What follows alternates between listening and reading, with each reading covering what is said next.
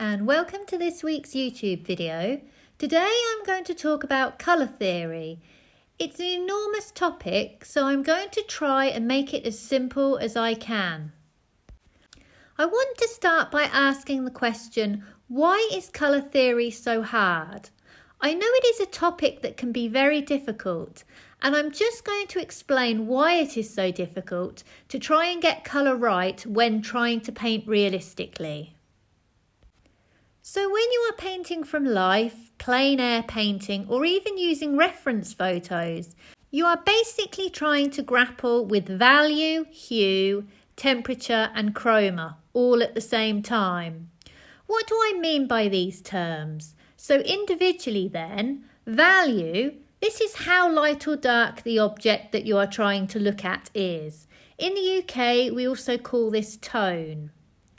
Hue, by this I mean what category does the colour fall within the colour wheel. So for example, would you categorise it as red or blue or green, etc. Temperature, how warm or cool is the colour that you are looking at. Chroma, so how intense is the colour?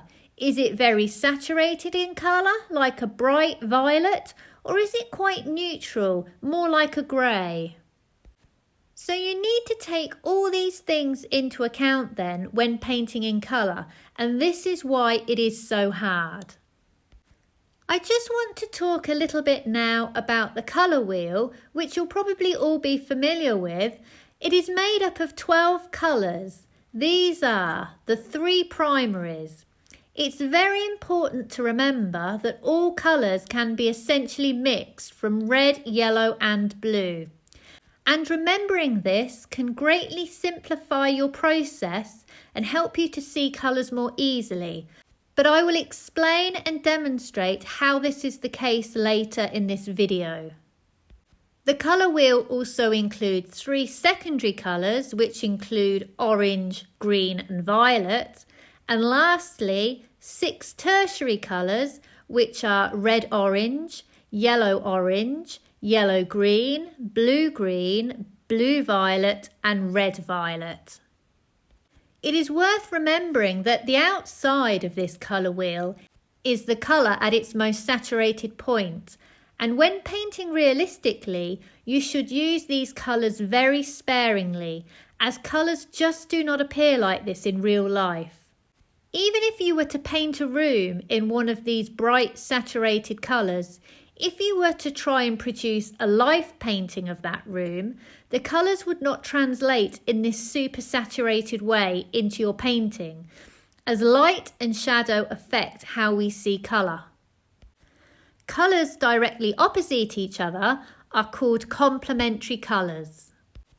Mixing colours directly across from each other in varying degrees will give you a neutral. So for example, orange will neutralise blue and vice versa.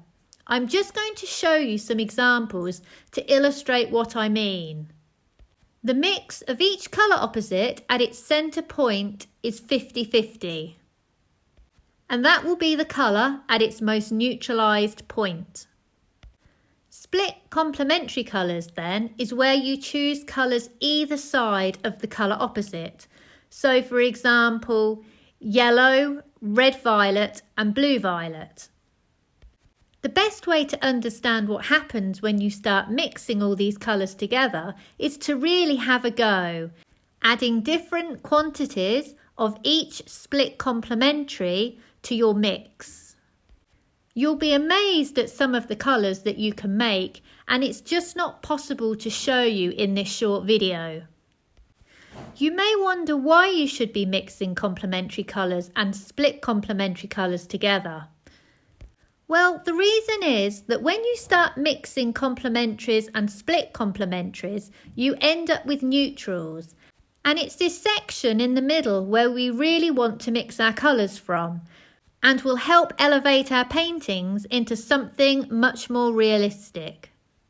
So I just wanted to show you one more thing about the colour wheel that is worth remembering.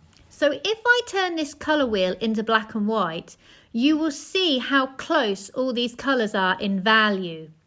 White and black will control our value, But remember, when you add white and black to your mix, the value, the temperature and the chroma of your colour will be affected. So you will need to keep adjusting this as you go along.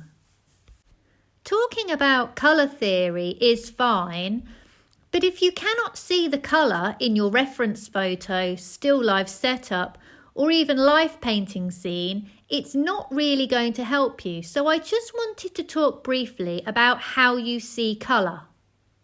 So here is a little trick then that I learned a while back.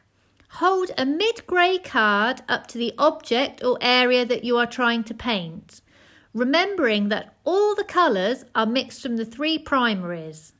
Ask yourself this question: is the area that I am trying to paint more blue, more yellow or more red than the grey card? In this instance, the area in the circle is more red, so we need to add more red to our colour mix. Thinking of colours in terms of yellow, red and blue will really help simplify your approach to colour theory. You also might find that simplifying your palette to less colours may help you as well. So for example, the three primaries plus black and white. And then as you get familiar with that palette and what it can do, you can add more colours. Having a limited palette will really prevent you from mixing haphazardly. Have a look at my YouTube video, Essential Colours for a Versatile Palette, if you are struggling to know which colours to include. And that's today's video. I hope that you have found it useful. Please like and subscribe if you can, and have a look at my website sarahhallidayart.com, where you will find examples of my work and also details of online classes that I run. Thank you for watching, and I'll see you for the next one.